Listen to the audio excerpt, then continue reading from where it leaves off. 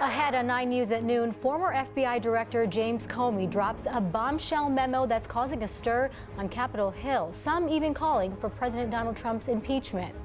And you could soon be using your face to check bags at the airport. We'll show you the new tech Delta Airlines is testing out this summer. And the weather clear right now at the Divide, but that will change in just a few hours.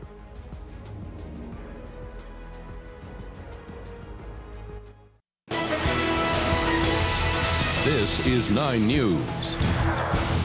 Blue skies and some clouds here in the metro area, but this is your heads up. Things are changing. Rain here by later today, and we're expecting some snow in some parts of the state. Let's take a live look right now. This is how it looks in Denver.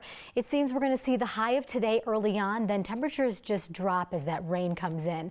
Danielle Grant joins us now. And Danielle, at what point today will we begin to feel the weather change? Well, Colleen, it looks like this afternoon a couple of thunderstorms will march right through the metro area and into northern Colorado, and then late tonight, 9-10 o'clock, that's when we'll be watching just scattered showers really moving in across much of the area. Rain for really the most part of tomorrow too. Get the umbrellas handy as well as the rain boots, and then you quickly are going to need to find your winter gear. Yes, we're talking snow boots and the big jackets because temperatures are going to be cooling off dramatically as we head toward the weekend. Still, we have time. Soak it in while you can. Plenty of blue skies. We're looking downtown Denver and beyond. A few fair weather cumulus clouds in the far off distance. We're looking good, but then I'll throw on HD Doppler 9 and you can see the storm system is already pushing into the state. Rain showers near Grand Junction, some snowfall in Craig and Meeker along the flat tops. The system coming in from the west and will be making its way to the Front Range by late tonight. You can see across really much of the west, the storm system whipping up so much snow, still circulating into Idaho. It drops into the Great Basin tonight, and then we'll be watching that snow increasing here around the metro area Thursday night into Friday. And so much snow that we now have a winter storm watch. The National Weather Service just putting the Denver metro area under that winter storm watch Thursday evening, continuing through Friday night. Winter storm warnings now for part of the Front Range Mountains and foothills, with a winter weather advisory spreading in across most of the western slope. Right now, temperatures at this noon hour, 67 in Denver as well as Greeley. It's warm across the eastern plains with some of that sunshine, but cooler temperatures, cooler air starting to build in from the west. So again, a couple of thunderstorms early on, and then we're going to be watching that rain pushing in by about 9-10 p.m. Rain switches to snow, and then I'll have a look, Colleen, at that weekend forecast. Will we need the shades, or are we still going to need the shovels to dig out from all this snow? I'll let you know in just a bit. Oh gosh, that maid always throws us for a loop. Always, right? Thanks, Danielle.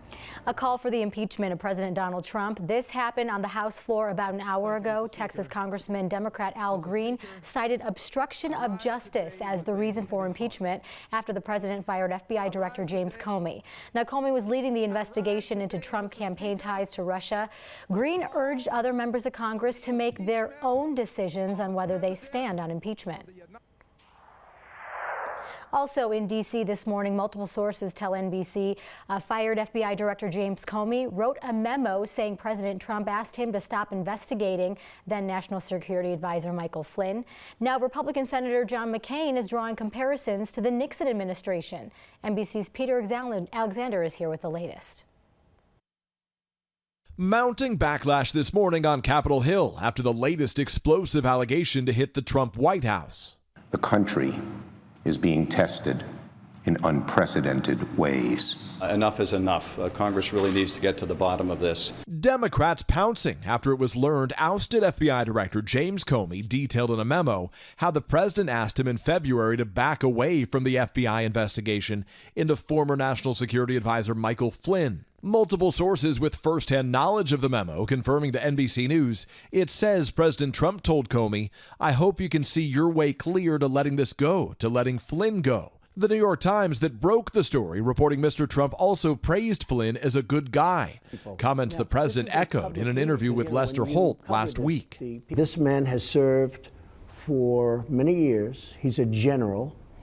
He's, in my opinion, a very good person. A U.S. official says the Trump-Comey conversation happened after a counterterrorism briefing inside the Oval Office. The Times reporting the president asked Comey to stay behind as the vice president, attorney general, and others left the room. Late Tuesday, the Republican chairman of the House Oversight Committee, Jason Chaffetz, demanding the FBI turn over all memos, notes, summaries, and recordings of discussions between Mr. Trump and Mr. Comey by 1 week from today. But on the surface, that seems like an extraordinary use of influence to try to shut down an investigation being done by the FBI. The White House disputing the account in a statement saying, in part, the president has never asked Mr. Comey or anyone else to end any investigation. The White House also pointing out a comment by the acting FBI director at a Senate hearing last week, asked whether Comey's firing has impacted their work.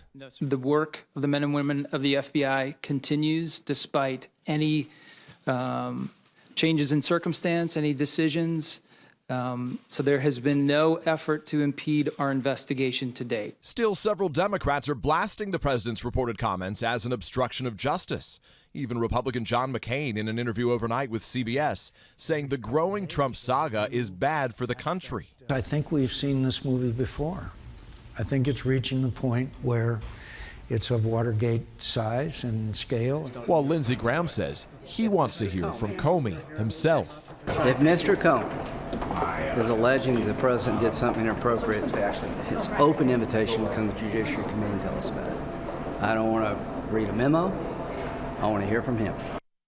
NBC's Peter Alexander, thank you. A close friend to Comey tells NBC News that he was disturbed by the president's suggestion and immediately documented it, but did not feel like he needed to resign. After serving about a 7-year sentence on a 35-year sentence, Army whistleblower Chelsea Manning left prison today a free woman. Manning, who is transgender, was known as Bradley Manning before she transitioned in prison.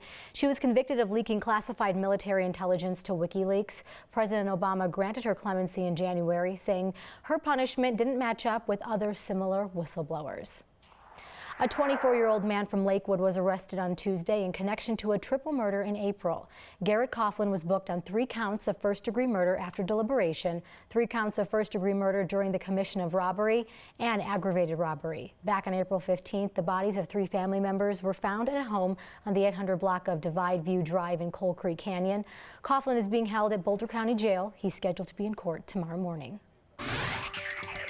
The month of March saw historically low unemployment levels, and Colorado topped them all. A report from the Bureau of Labor Statistics says we led the way with an unemployment rate of 2.6%. Hawaii and New Hampshire rounded out the top 3. The worst is New Mexico. The national average is 4.4%. For years, cancer patients in Summit County have had to travel to Denver for treatment, but now there is a much better option. A new specialty care and infusion center is opening up at St. Anthony's Summit Medical Center. This 5,000 square foot addition to the hospital comes with an amazing view, too. It's brand new. The first patients came through the door just yesterday. While patients won't have to drive to Denver all the time anymore, many of the physicians will rotate in from the Mile High. Now, the specialty care clinic will offer infusions for chemotherapy and a place where patients with chronic illness can get regular IV medications. Keep people close to home. They see familiar faces, familiar places, and it's just an absolutely beautiful setting while you're undergoing something that may otherwise be somewhat of a trial for you is really a benefit. Now, this specialty care and infusion center cost about $1.5 million, but around $740,000 of that was raised by the community. While they technically started seeing patients yesterday, the hospital is celebrating their official opening today with a ribbon cutting. Actor Shia LaBeouf is making his way to Boulder this weekend. He's premiering his new #TakeMeAnywhere documentary. It's part of Boulder Museum of Contemporary Arts Festival called Media Live 2017. It'll showcase LaBeouf and 2 other artists as they tweet their GPS locations to get rides across America and Canada. That's going to premiere Sunday night at 6:30, Boulder Central Park. It is free and open to the public. This is something many of you are still talking about. Earlier this week, a 16-year-old high school student died from heart problems brought on by too much caffeine. He had a Mountain Dew, a latte, and an energy drink, all within 2 hours. 9 News psychologist Dr. Max Wattell says while we do need to monitor our kids' caffeine intake, this type of death is very uncommon. The American Academy of Pediatrics recommends no more than 100 milligrams of caffeine a day for kids and teens. That's just about a cup of coffee a day. When it comes to spotting trouble, Dr. Max says signs of a caffeine overdose are similar to a panic attack. So signs of too much caffeine are very similar to the signs of like extreme anxiety or a panic attack. They can also be the same as the signs of a heart attack, which is terrifying. So you get heart palpitations. Your heart's beating very quickly, but it can also be beating erratically. So it can sort of feel like your heart is skipping a beat sometimes. Like if you're starting to feel flutters in your chest, that is not a good sign. That means your heart is beating erratically. So along with what he said just there, Dr. Max, those with an underlying heart condition, they will have a more intense reaction to caffeine. All right, checking in online makes a trip to the airport smoother, right? But then there's the headache of then checking your bag. Well, facial recognition software could soon help you skip that line too. But first, snow for some of us, rain for others. Either way, get ready for some moisture. Danielle's full forecast is coming up next.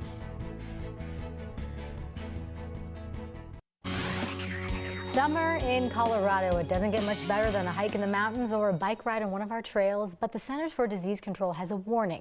Cover up if you can. It's supposed to be a bad season for Lyme disease. On average, there are about 300,000 cases a year, but thanks to a mild winter, the CDC expects that number to go up. And here's why. More deer and mice survive the winter. Both are carriers of ticks. Music is good for the soul, but now it's proving to be a form of communication for people with forms of dementia. A memory care director in Texas can attest to that. Mary Sparks says the part of the brain that remembers music is not affected by Alzheimer's. That means they can keep more people engaged in day-to-day activities through song. There are two things that are not affected by dementia: music and our knowledge of God. Alzheimer's Foundation of America says when used appropriately, music can shift mood and help manage stress for people that suffer with the disease. That's because most people associate tunes with important events and emotions.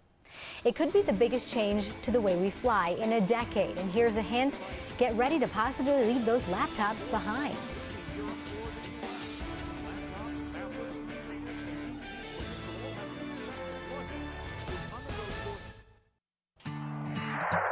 How many of you travel with your laptop? It's sometimes the best way to work or watch movies up in the air. Well, things could be changing. The U.S. and European officials are talking today about a plan to ban both laptops and other personal electronics on flights leaving Europe for the U.S.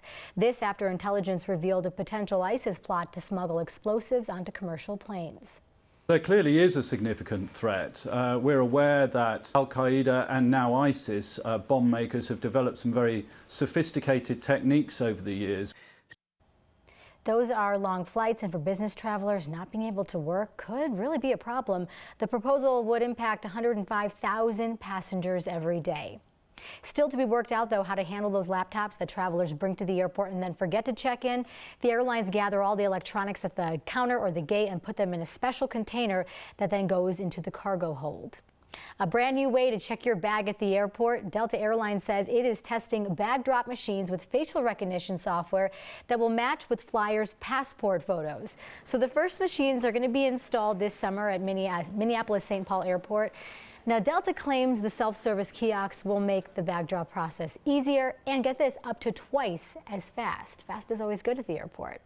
Could more toll lanes be coming to I-25? The Colorado Department of Transportation says it is a possibility. In an effort to make one area safer and less congested, CDOT wants to widen an 18-mile stretch on I-25 from Castle Rock to Monument in both directions. Here's a live look at part of that area. They hope to start construction in 2019, but they need to secure up to $500 million for the project. They say a public-private partnership with the option of managed toll lanes could be an option to pay for it. You know, people don't always love them. It's unlike other parts of the country where you have a toll road, or like an E470 where you have to pay a toll to get on the road.